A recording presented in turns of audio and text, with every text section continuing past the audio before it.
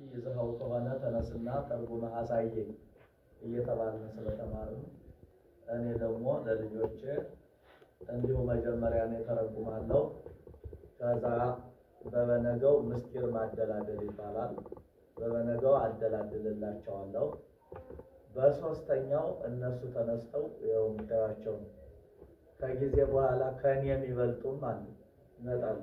ከኔ የሚበልጡ ይገኛሉ። ከዚህ ራሱ አንደበተ ርቱዖች ብዙ ለቤተ ክርስቲያን ተስፋ የሚሆኑ ልጆች እየወጡ ያለበት ነውና ይህን ስርዓት ለማሳየት የጉባኤውን ሂደት ለማሳየት ያህል ነውና ስለተመለከታችሁልን እናመሰግናለን። ከዚህ ቀጥሎ እናንተ መመሪያ ብንቀበል እንደዚህ ያለ ነገር ዜማ ካላችሁ ቅኔ ካላችሁ አንዳንድ ነገር ይሄን አድርጉ ይሄን አድርጉ የምትሉን ነገር ካለ ጊዜያችሁን እንዳንወስድ ከእናንተ እንቀበል።